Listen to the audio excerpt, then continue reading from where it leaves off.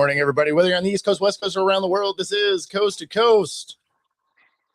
Fresh back from NASCAR. How was the experience? I would say that it was so much fun. When I have never really experienced. This is my second race, and this is my first full weekend. And if you have not experienced a NASCAR race ever, I would suggest not only should you just buy a ticket, but spend a little bit of the extra money, get the garage and pit pass, find out, spend the extra money and learn about the sport. I I was treated like a VIP here at Dover Motor Speedway, which was really exciting for me. Um, beyond the fact it's like, okay, it's like, hey, you got the guy walking around with his face painted and stuff like that. But because of that, it allowed me, like, they took to it because it's not something that they see ever. Sure. There's not many people that are face painted, with a mohawk walking around the pits and stuff like that. So, like, a lot of the drivers took to it. A lot of the pit crew was taking to it. I got to ask a lot of questions. I Nice. got to find out, uh, first, the Friday was the truck series. Yep. So it's doing the trucks, and of course, Dodge is in this series, which makes it, even more exciting. And come to find out that the crew that I had did my commercial with back for the championship last year was there, and they are a Dodge crew. Oh, okay. So Nice. they have a Mopar crew is really what they're better called for. And so I'm like, hey, I'm sponsored by Dodge. This is like a perfect, perfect meeting here. And I got to see how that stuff is. And if you think that the cars go fast, obviously, and you can feel the horsepower, but the Sure. trucks, much more horsepower. They're heavier, obviously, so it takes more horsepower to get them around the track and such. Um, it was a different experience in general. Yeah. Watching that and feeling how they pass and just hearing how all those things happen and such like that. It was a different experience that day. Then on Saturday, it is the O'Reilly Parts series. Yeah. And I got to there was a guy there who's been in racing for 40 years. And the best question, I'm like, the first question and the only question I was like asking him was like, what's the difference between these cars and the cars racing tomorrow? Oh, yeah. Yeah. And he went on a 2 minute. It's one of those videos that I'm going to start to share out in pieces because the cars going by kind of made things a little difficult to hear in a lot of spots. Mm. But how he was talking, like, listen, this is more like old fashioned racing, the O'Reilly Parts, where these are kit cars. They are metal based cars. They are factory. You have factory parts that are made for these cars and such, and they're built from the ground up, really, in comparison to these second generation cars that you know that are carbon fiber and high output stuff. Like, everything is done much differently. And We'll get to it, Scott. It's a it's a little early, Scott. We're supposed to wait to the middle of the show to do our commercials. Exactly. But anyways, that's so just listening to him talk about it. Somebody who's like a 40-year veteran of racing and go into the explanation of it was really like eye-opening. And just kind of interesting to hear in general, because these are questions that, like, I wouldn't know the difference if somebody didn't tell me, and then watching the officials do everything and asking the officials, like, hey, what are you checking for here? What are the things that you're looking for? How do you penalize somebody if they go over the wall too quickly? There are lots of different things that occur. Oh, yeah.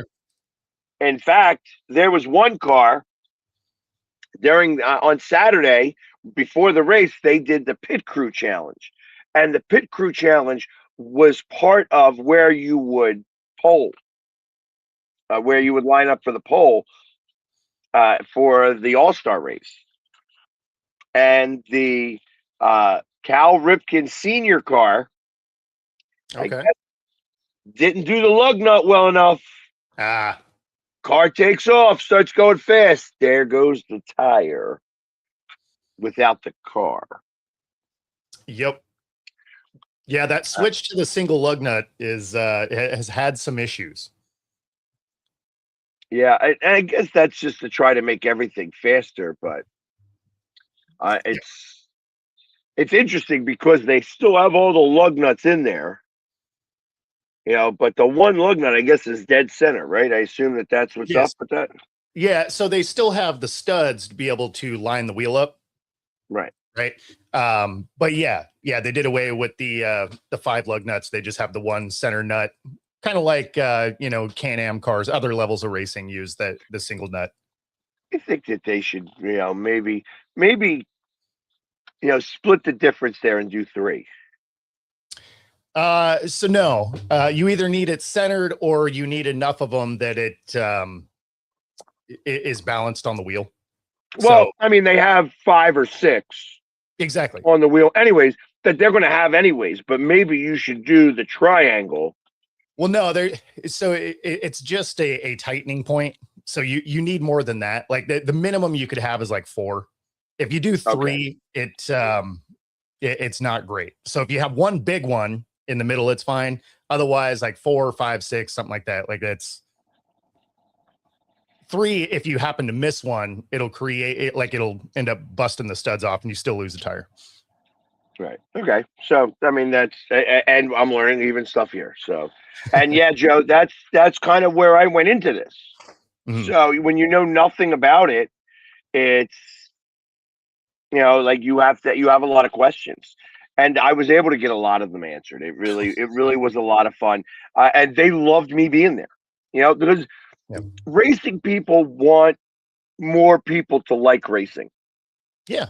So they have a lot of pride in what it is that they do. So they're really happy to answer all of your questions and to do all of the things that, to be like, hey, like, oh, this guy wants to learn.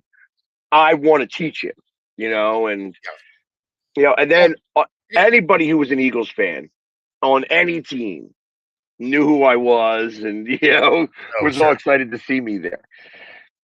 No, I mean, they like being able to talk about racing just because they don't, there's so much that goes into it that if you're just watching on TV, you don't realize.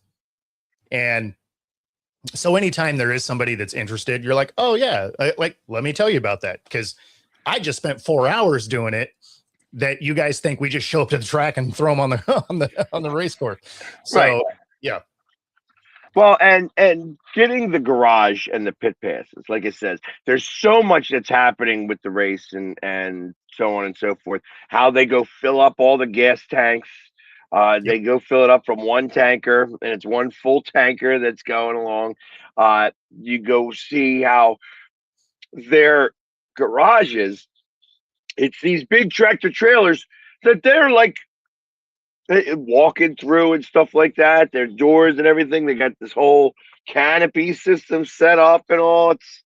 It really was eye opening to kind of see this. Like, oh, look at this. This is, and the biggest difference is the difference between the cars on Saturday and the cars on Sunday. I mean, a lot of the same racing teams are doing it. Like, when you see HendricksCars.com, as I after the race, I went to Grotto's Pizza because that's where everybody goes. Everybody goes to the Grotto's Pizza right outside of the base, right outside of the racetrack. And I'm sitting there and I'm watching NHRA, and they also have HendricksCars.com.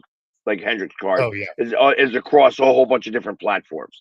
So, in fact, there's a bunch of cars that aren't even part of Hendrick Motorsports that use Hendrick motors, right? Like they'll buy the crate motors from Hendrick.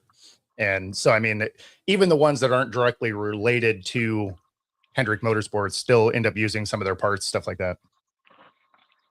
So it was overall, it was a great experience. And Denny Hamlin, who won it last year, won it again this year. This year was not points, but he does get $1 million. And on the first turn of the All-Star race, if anybody who was watching the All-Star race at all, on the second lap, first turn of the second lap, so they just complete one lap, and there's an accident that knocks out the number 60 car, who just also happened to be the Mohawk car, which is kind of funny to me. And See, there this was is a why you're fire. not allowed to go places. Exactly. I'm always ruining things. But it took out 9 cars in the field. So Sure. it starts with 41 cars in this All-Star race. 9 cars are like immediately out. And in fact, the Mohawk car caught fire, which was interesting because people are wondering how it caught fire so quickly. Like that Yep. was like, but it banged in. When you look at the replay, it banged in right where the gas tank would be, Yeah. up I was against gonna the say, wall. usually when it's something like that, it's a fuel line that ruptures. Like that's Yeah. usually what ends up happening. And that's what it was. And the guy was able to walk away fine. Sure. And interestingly enough, because of what he did, it was him that caused it, the number 60 car. He's actually getting fined and losing points Oh, on a non-points race by okay. NASCAR for this. I think he got a $50,000 fine and he lost 25 points, which is a big number Yeah, in that NASCAR. that hurts. So what did he do to cause this wreck? Was it like a retaliation thing? Like he No, clips? no. He tried to cut in some around the turn. And by doing that, it caught so they were 3 wide. And it was Okay. funny because when I heard that, somebody was saying, look at them, they're going 3 wide into this corner. And it was like immediate. I'm like, ooh, that's not good. You know what I mean? Like, that's not good to go 3 wide in the corner. The first start of the race. Because everybody was saying that because this is not a points race and it's Yep. only for money, that we're going to see a lot of things that we would not see in normal racing because Sure. they are going for $1 million. Yeah. The team's going for $1 million. It's not like the driver gets the million and everybody else says, sorry, Yeah. Um, Yeah. but so when they're going 3 wide into the corner, he tried to cut in and cut down. Yeah. And he wind up hitting, I think it was Kyle Busch. That's a really aggressive move for lap 2. That's exactly correct. That was exactly if it correct. was the second to last lap, I even get it. But if you're doing stuff like that at lap 2, that doesn't make a lot of sense. In fact, Brent Wentz was one of the spotters. If you see him I don't know if you see him on my face. There it is. There you go. Yeah. An Eagles fan, and I got to meet him there. And like I said, it was one of those things. Like I know I may be explaining it wrong on what actually happened there. I just know that he kind of cut in. He wound up hitting it, and it spun out like a bunch of different cars. It wound up creating a 9 car. I mean, it makes sense mess. though, because if you're 3 wide and you come in and clip somebody, I mean, you're wiping out, basically 2 of the 3 of those probably for sure, and then the immediate cars right behind you. So Well, and that was exactly it. It was like everybody was packed in. You have that happen right away, and like I said, everybody was able to walk away fine. sure. There was 2 times specifically where you're watching cars drive backwards around the track. Yeah, It's like just that's trying to get back to pit lane. Yeah, just getting back to the pit lane so that they can get themselves back together again or figure it all out and not get out of the race. yep. So, yeah, but like twice you saw that happen. So, like I said, so it was very, very cool to watch, and just like I said, if you ever get the opportunity, like I said, in this area in Philadelphia, there's Dover, and then there's Pocono, Mhm. and so either way, it's like an hour to an hour and a half to get to. But definitely spend the extra money. Go talk to the pit crews and the garages and such like that, and find out all you can about the racing part. When you take that learning experience and go asking questions and being inquisitive, like I said, they're very friendly people. They're all excited to talk to you about it, and Yep. overall, it's a big party. Yeah. Well, and you'll find the racing community in general is that way. So like you would get similar treatment if you went to a NHRA drag event.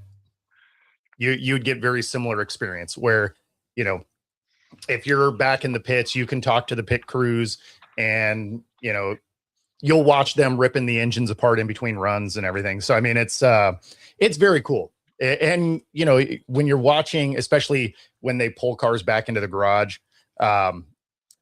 they're very skilled and they're very fast, right? Because, well, one, all the parts are new, so none of them are seized up on there, but also they have to rip these things down all the time. So, you know, they're going through and changing things out that, you know, you'd never do at home, certainly not with the speed and precision. Right. Well, and you know what? Because they've done this all thousands of times and is Exactly. able to, you know, it's like when you've done something so much, you can almost blindfold yourself and you know exactly what it is because it's in your own head that you know, like, okay, this is next, Mhm. this is next, this is next. Yep. And yeah, Richard, you're not wrong. NASCAR events are great for sure. Yeah, And it's and yeah, Brad, a lot of people watch NASCAR. You know, I've watched NASCAR racing since the late 80s. So yeah. and I will say that it was probably the first event that people knew me more as the Flyers guy Oh, funny. that there was than there was the Eagles guy. I was asked more, are you that Flyers guy? Which I didn't really think about that very much. You know, it was just like, wow, how about that? There's a lot of NASCAR fans that love hockey. I got you. So, but hey, I was also being down in Delaware. It may be the fact that they were Ravens fans or, you know, Steelers fans. There's Makes Delaware sense. is a unique mix of Washington fans, Ravens fans, Steelers fans, and Eagles fans. So, because Delaware doesn't have their own team, Yeah, that makes but sense. either way, it was a great experience, and you know, it's funny because last night as I'm on Instagram, Pocono Raceway followed me. Oh, nice. Nice. So it was like I'm like, all right, looks like I get to go do this again, maybe. Right on. And Morgan, yeah, Chase Elliott. Nice. Right on. So if I'm going back a few years, I was always a Ernie Irvin fan.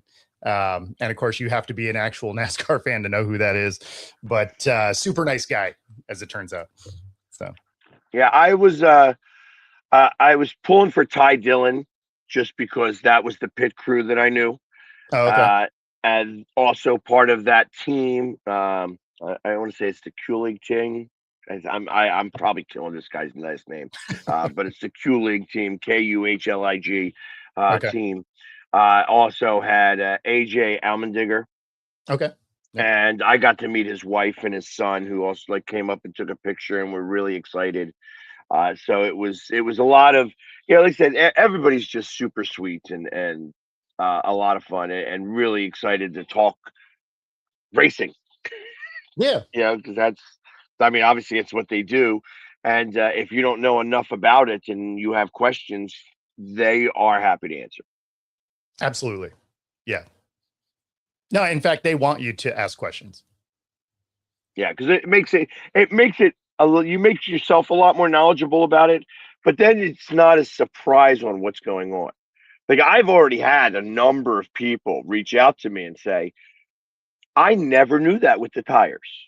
You know, Yeah. they said, and it's always, what's up, everybody? Hey, we're watching this guy do his tires. I didn't do any of that. I just filmed it and posted. And Yeah. that's one of the things that was like, damn, you know, that's cool. I've never seen that before. You know what I mean? Just you take a minute of time and you literally see all the numbers written down on it. And I didn't go even further on to say what the numbers even stood for. I can only imagine that meant millimeters of rubber left before you get to air. I guess I'm assuming that that's how they monitor stuff. But Yeah, they also measure temperature of the on the tires and temperature distribution. Like there's a lot that goes into it. hmm, I mean, because the numbers were in the 30s. I guess that could have been temperature in Celsius, but So if the numbers were in the 30s, it's a good chance that that was your pressure, your air pressure. right. Because a So lot of yeah, times it'll actually start a little bit on the low side because they're going to go out and scrub the tires to heat them up to get them to where they want. Um, and you'll notice that the pressures can be different depending on which corner of the car it's on, and and the difference of 1 psi can make your car handle very different once the tires heat up. okay. And yeah, it is. It is a big thing. It was funny back. Now I didn't race at that level, but here at local tracks, I had some stuff stolen out of a race car, and I had other teams that were like, "Hey, we'll let you use these parts so you can get out on the track." So yeah, no, NASCAR family is awesome. Whether you're fans that are talking or you're out there on the track, like they're a very helpful group generally. Yeah, you There's do have some times where things get a little contentious. I well, mean, this is a competition. there's well, not only that, but there's just a couple of guys that just happen to be jerks. Like they exist in the world, right? So, and every track has them. It just is what it is. But by and large, as a whole, yeah, great community for sure. So that being said, there were other sports that were happening this weekend, There were including I guess we could talk about this for just a few seconds since I was there on Thursday, the PGA Championship. it did And happen. It it did happen. happened, and they had a winner. They And did. that winner had a great Sunday. It's Yeah, rare, he had a 65, right? something like that. It was Had a 65 to win by 3. Yeah. No, he had himself a day. and it's rare that you see a winner who is 5 pairings back or 4 pairings back. I mean, there was a lot. There was 12 players who were within 2 strokes going into Sunday. Yes. Excuse me. Yeah, But there was actually a lot of there was like 5. There was 4 or 5 that were 5 under and going in, and so I was surprised by that. I was like, oh, everybody had a good Saturday. yeah, I mean, but uh, I again, I'm going to kill this guy's name, Ray. Right? Yeah, you had it right. Right. Yeah. Wound up. I mean, he started off. Not so great, but came on strong. I guess, as the course was going on, there were a couple of people that got 65s. Yeah. On that final day. Uh, They were just too far back. Like they would have needed to get a couple extra birdies to close the gap. And there was actually 2. I think they were teeing off on 17. They still had a shot, and one of them had a bogey, and one of them, finished for par, I think, and just wasn't enough holes left for them to catch him. yeah, and 17 was a killer hole. I mean, even Rye. Yep. I got it right. Okay. Yep.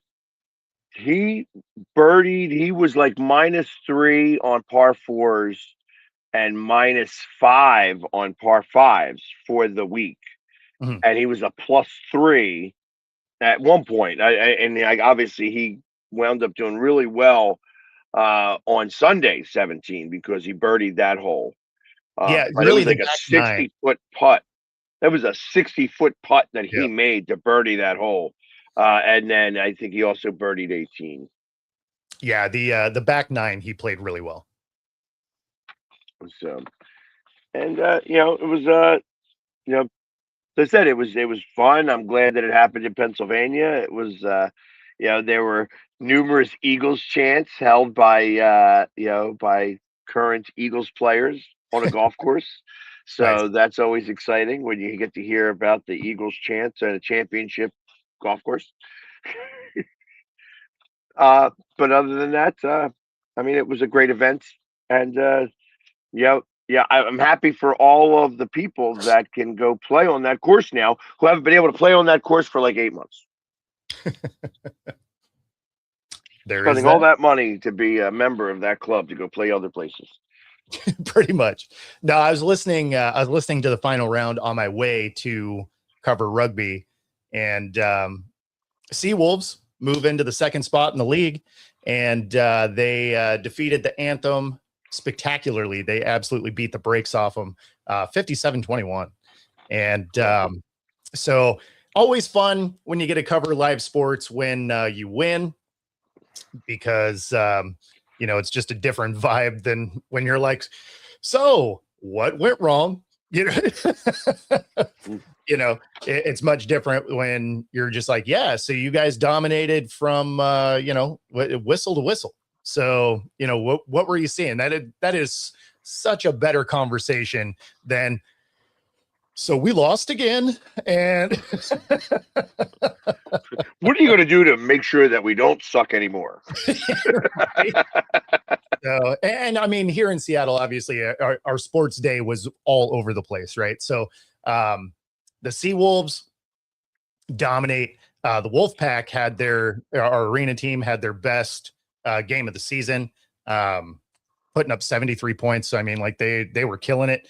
And then the Mariners exist, and they decided not to show up to San Diego, and they're just like, yeah, nah, we don't want to play that much. And then similarly, the Storm, they were without Dom. She had a concussion, but it wouldn't have mattered. They could not hit a basket, and that was just team wide. The defense was fantastic. There was no payoff on the other side of the floor. So they got absolutely smoked by the Fever. So it was a busy weekend for Seattle sports, but it was a mixed bag. Well, I will say that the Phillies in baseball had a great series in Pittsburgh, which is not something that typically happens. Yeah. Yeah, we normally lose in Pittsburgh for whatever reason. And they right now, I want to say, have gone, I'm going to tell you, I guess they scored in the 10th inning there. So 18 innings scoreless. They've held opponents 18 innings scoreless, 2 6-0 shutouts after coming back in the 10th inning or in the 9th inning down by 3 runs to tie it up to go into the 10th inning and win it 11-9. Okay. But I mean, ever since the they gave up 6 runs in the 3rd inning of that first game, and since then they had I guess 7 innings there, 7 innings, 8 and 8, and giving up 3 runs in the last 25 innings. It was not bad at all. Yeah. We'll take that every time. Yeah, I don't know what it is with the Padres. The Mariners just do not play them very well. They just got swept. They didn't play them well preseason either. Like it just spring training, I guess. I don't know what it is about that team, but they just do not square off with them very well. And you guys fall to 3rd place in your division. Yeah. Which, I mean, again, everybody's within a game or two, right? With the exception of the Angels, they're terrible. But well, the Astros are 5 down. Yeah, so I never count the Astros out though because of the way they play every year. I mean, they tend to start off slow and then just kind of ramp up as the year goes on. So for them to be 5 games back doesn't really mean anything to me. The Angels being 7.5 games back means they're done. Because that's just the Angels, right? Like The fact that the A's are still holding on to that top spot is surprising. And well, all they have to do is play 500, and that's all you Yeah. need to do in your division. Man, as much as that sucks, you're not wrong. And of course, that's exactly where they're at, right? 23-23. And 5-5 in their last 10. So I mean, that's as 500 as you get. Well, So, and hey, listen, I would say that I'm super excited because we are above 500 for the first time since April 7th, when I think we were 3-2. yeah. You and that's especially after being 9-19. Yeah, you guys had a rough beginning to the year for sure. So I mean, way to claw your way back. Yeah, I mean, so it's right now. I mean, they're playing some good baseball.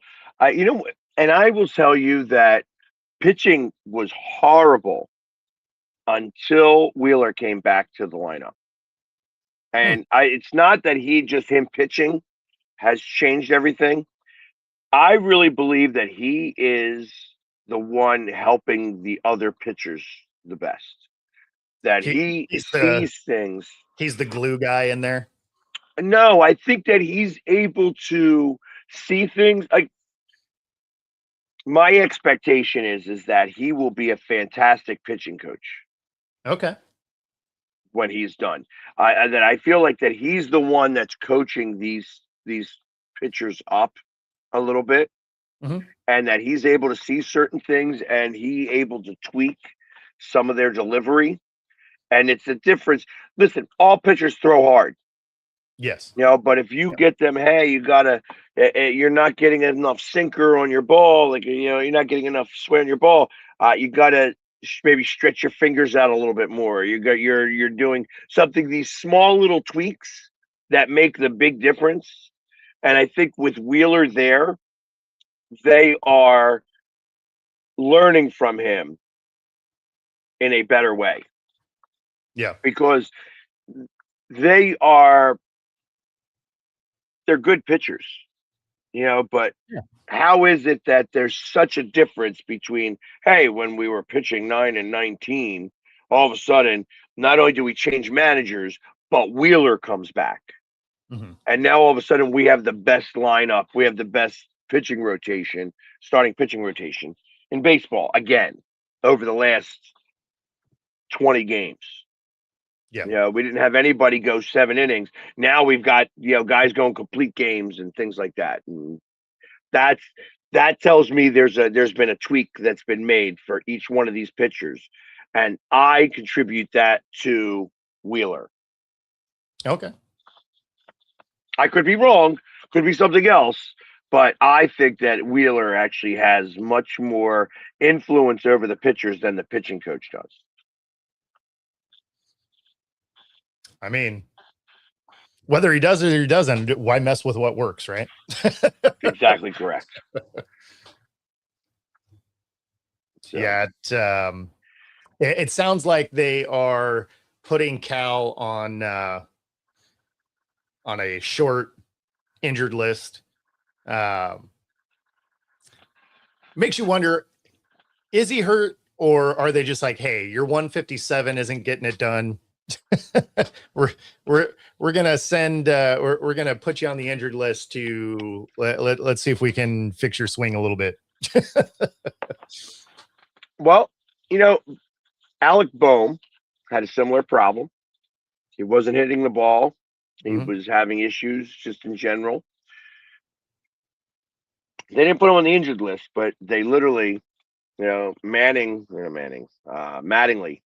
sat him down and said, listen, I don't want you to take batting practice. I don't want you to take fielding practice. I want you to take 3 days off completely.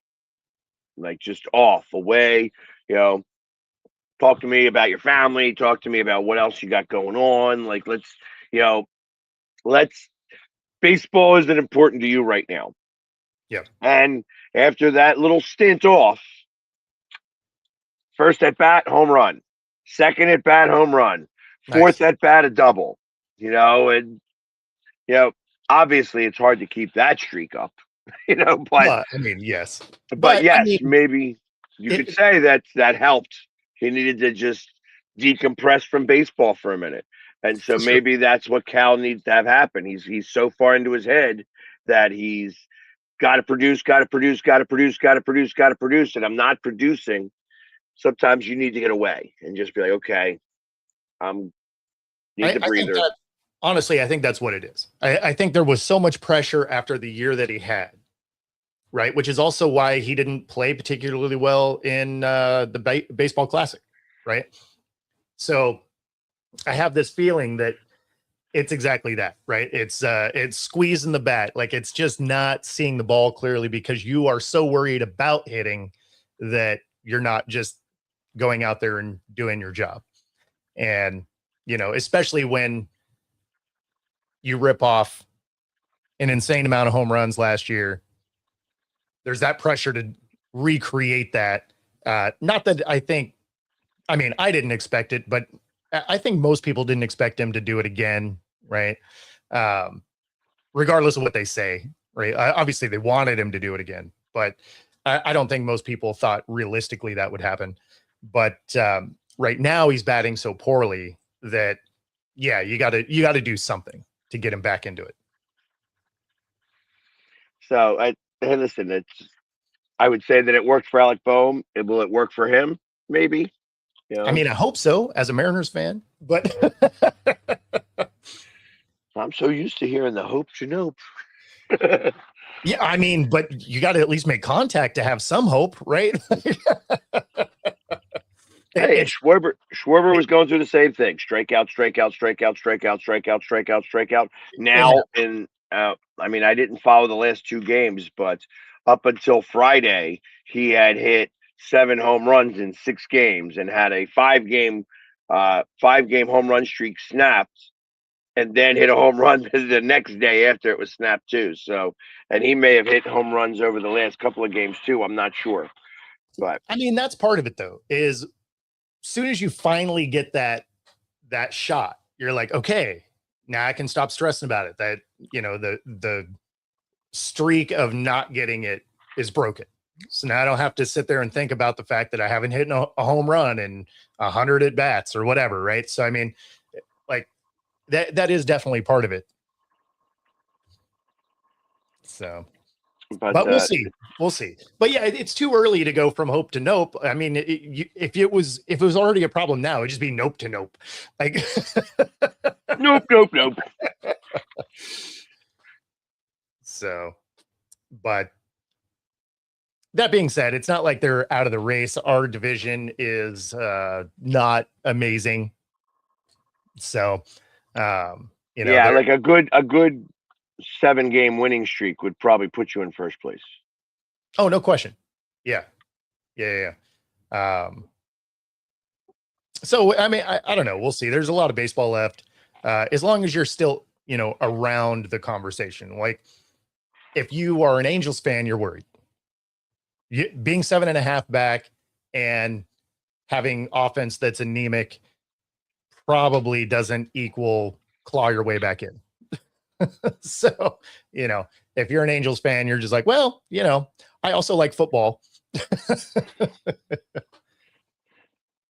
so interesting as I'm looking at this. It's Schwarber has got 41 hits on the season, 20 home runs, Okay, 8 doubles, and a triple out of the 41 hits.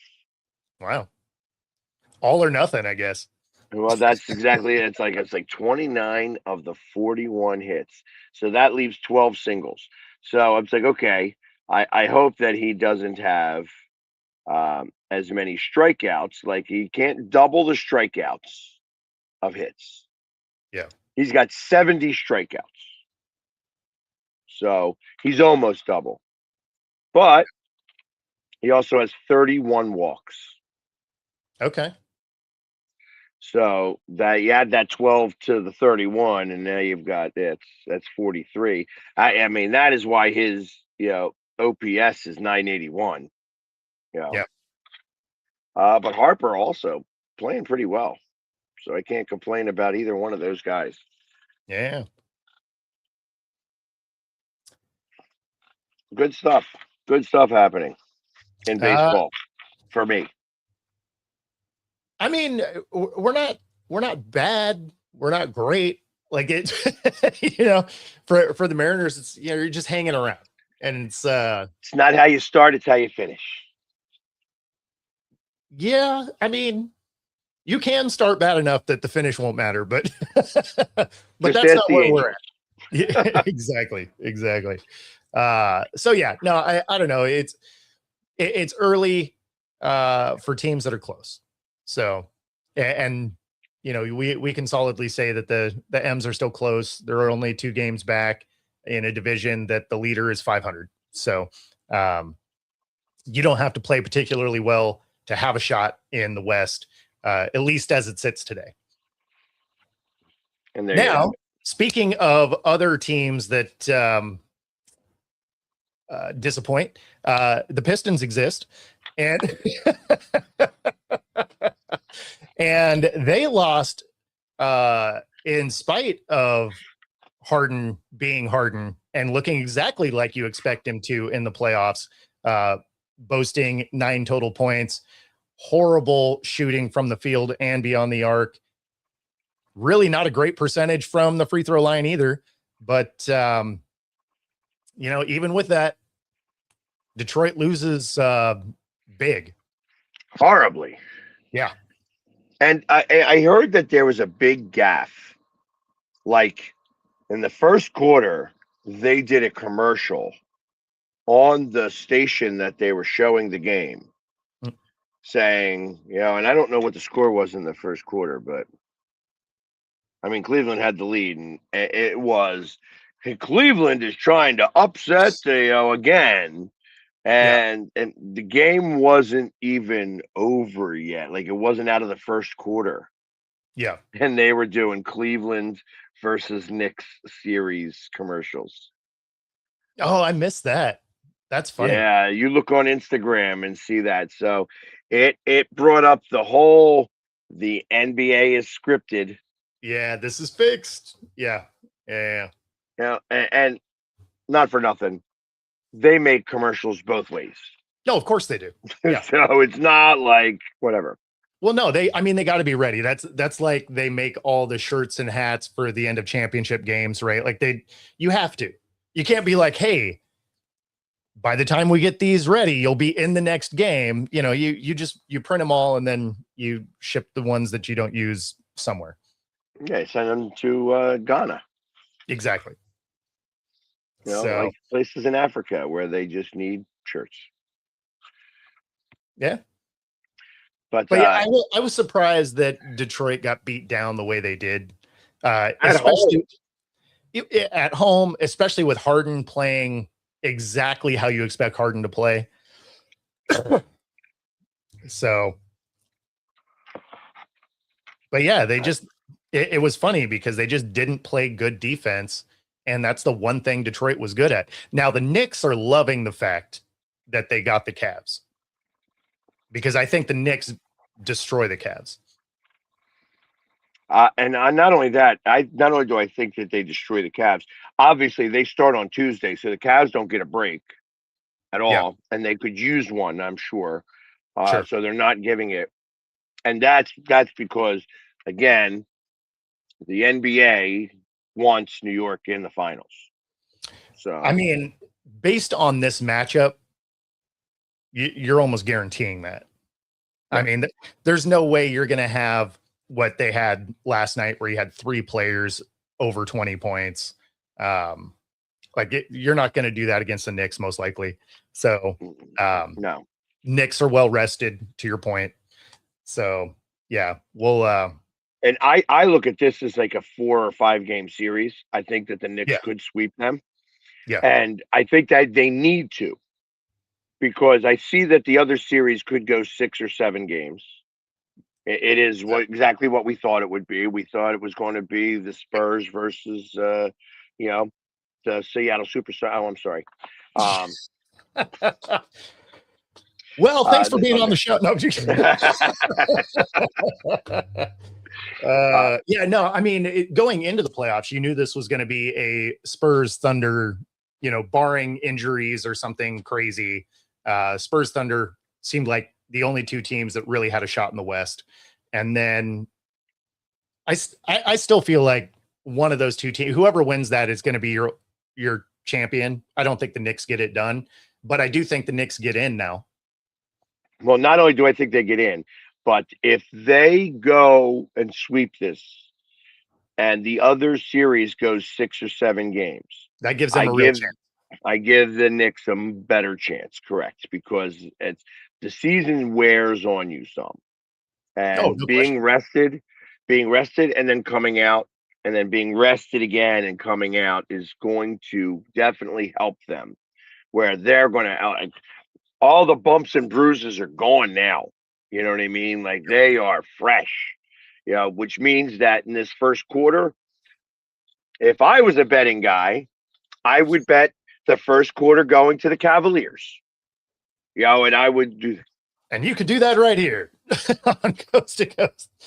Use QR code on the screen. Up to 125% of your first 3 deposits, 10% bet guarantee. No, I'm with you though.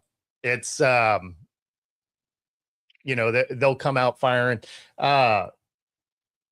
Again, well, I think they're going to come out rusty, is what I'm saying. That it's going to take them a quarter to get their stuff together. Well, and I think the Cavs are going to be amped coming in to be able to come back through, right? So I think both things are true. I think the Cavs will probably own that first quarter, and then that'll be it. Right. Yeah, I don't see them owning many other quarters after that. Yeah, not really. But I also see depending on how bad that first quarter is, could determine are the Knicks going to squeeze? So if the quarter is if it's a 41-18 quarter, I mean that would be a 41-23 even. If there's an 15 to 18 point, I could see the Knicks starting to get a little nervous. That's going to be the hardest part here. I think that the rust is going to be real for the Knicks, and they have to. You gotta weather the storm. Is kind of how I'm looking at this. That this is not going to be indicative of how they're going to play throughout. The Knicks, when the Knicks and the Celtics are also really good at this, when they get a first quarter and go crazy and they're hitting everything, that carries over. Yeah. And they start to, like I said, I've watched the Knicks, shoot 80 to 90% from the arc in the first quarter, and they end at 57% from the arc. Well, that's carryover because you're not supposed to hit. You're supposed to be around 40%. That's average. On a good shooting night. Right. Because you're about 33% is what you should be in general. If you're under 33%, you shouldn't be throwing 3 balls up. If you're over 33%, well, you keep doing it until you start to miss. You know what I mean? And that's really the number. When you're at 57%, you're on fire, like that the old video game used to be. You know what I mean? So what was that? That was what, NBA Jam, right? Yeah. He's on fire. Yeah. But just those types of situations are what I kind of see. So if you, like I said, I absolutely would bet Cleveland to win the first quarter only. Just the first quarter. That's just it's one of those prop bets, I guess. And that's it. And I think that if they win it by enough, they could possibly steal the half and maybe the game, depending on how much the Knicks are squeezing. Yeah. I mean, I expect the Cavs to steal one of the games. I think that'll be a gentleman sweep. Right. I think it'll be a 4-1 type of situation. I don't think they get swept. I think they're a good enough team to steal one. So, well, and plus they do have the experience. Yeah. But the Knicks better hope it's not game 1. because I think Yeah. that could again, I think of when you mentioned Halliburton to the Knicks, Knicks fans, they don't know what to say. It's Yeah. one of those situations. They're just like, how dare you curse us that way? You know what I mean? Like it's Yeah. they feel that hard, and that's the fear. That's the fear. Now, I'll tell you that these are Villanova boys. Mhm. They are not going to have that type of problem. Because I know all those boys, all those guys still talk to their old coach. What I mean? They are always calling up Jay and Mhm. finding out and hearing from him. He is coaching them from the phone. Yeah. So and I'll be honest, I'm not a Knicks fan. Yeah. I'm not super excited, for this series or basketball in general. Yeah. Yeah. I would like to see that happen. I'd like to see New York beat OKC or the Spurs. Well, I and if I I just had want to to choose see. between any one of those three teams. Yeah, I mean, for me, I want anybody but OKC to win, right? So, Right, and of course, that series starts tonight, Spurs Thunder. right. So let's go Spurs. And for those of you that are joining in that don't know why, is because I am here in the Seattle market and a Sonics fan, and so I hope they lose every game they ever play. So, That being said, I also would like to see the matchup of Wembanyama against Carl Anthony Towns. I yeah. think that's a good matchup in general. I think that's one of those premier matchups that will make a big difference in that series. Mhm. If Carl Anthony Towns can hold Wembanyama, or if Wembanyama can stop him. What I mean? Like I expect, KAT to be able to just back him down each time. Like I would almost just, isolate those two and have him back him down. You know, now Wembanyama's got the arm length, so he could block a lot of those shots. So you'd almost have to go skyhook. I would be working on that a little bit. Yeah, I mean, you could do the shoulder drive fadeaway. Like you could do that to get up over, if you're backing him down anyway. Yeah, Because then I you mean, can put but enough arc on the ball to make that work. Um, I mean, but Wemby, you can back him down just because he's thin, right? So right. like if you're a thicker human, like you can move him off his spot for sure. But it becomes a matter of how much foul trouble will he get into? Like he was in foul trouble. Like I know that the Knicks swept us, so I'm not really like that. But Yeah, even in that last game when the Knicks when the Sixers quit, yeah, they had they had him in foul trouble. mhm. So if that's going to be a big deal in that final series. Again, we're already talking ahead. Oh You know what yeah, I mean, to yeah, the yeah. finals. That's saying that Cleveland doesn't have a shot here. They do have to play the games. They absolutely do. And injuries happen. Like anything can happen. So, I mean, there is a way for them to do it.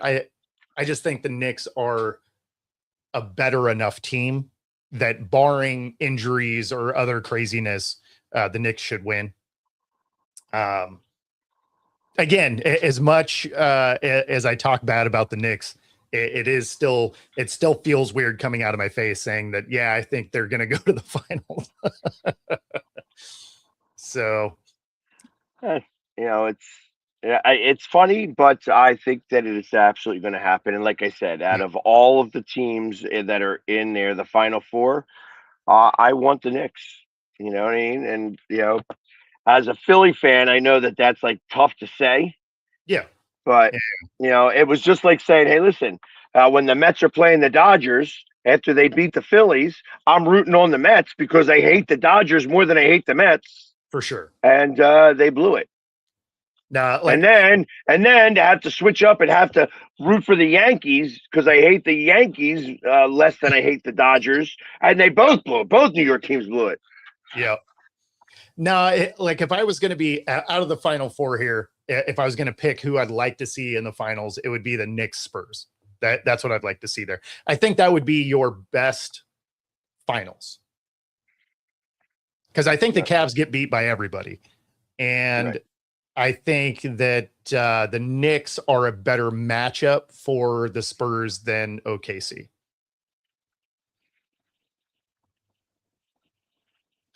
But that being said, the Spurs have to get by OKC first.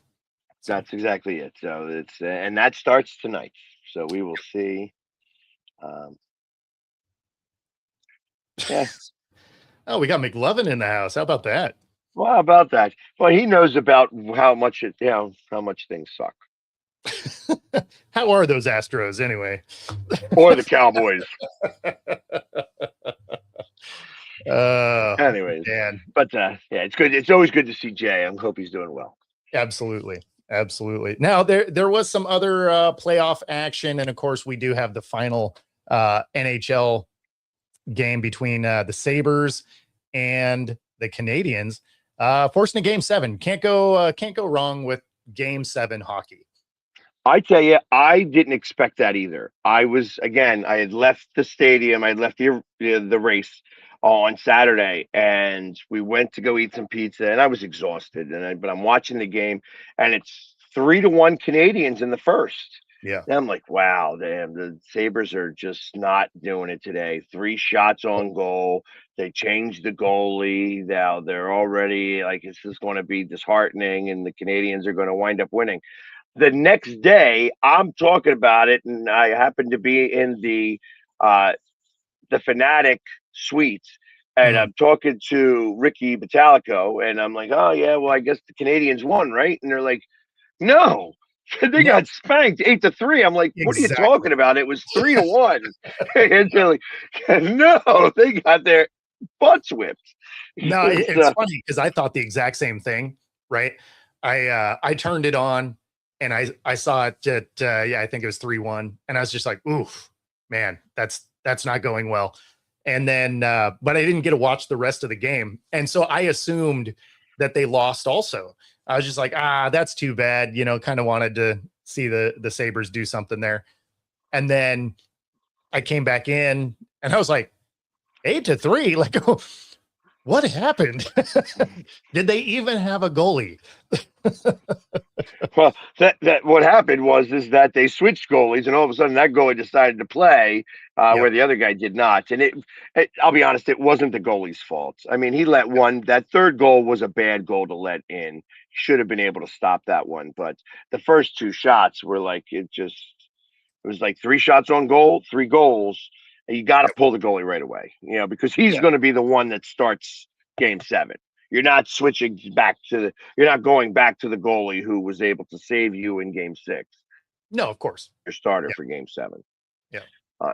And, them being in Buffalo is going to make it interesting. I mean, Montreal is the last hope for Canada. So I suspect that I would look for a little bit of a disparity in some of the calls that are made by the referees. A little bit. I mean, you're not wrong, but at the same time, it's a game 7. It's gonna be awesome. It is going to be awesome and a lot of fun to watch tonight. Absolutely. That being said, that does get us to the top of the hour. If you're listening on the radio 97.3, we do have some smooth jazz headed your way. Smooth jazz.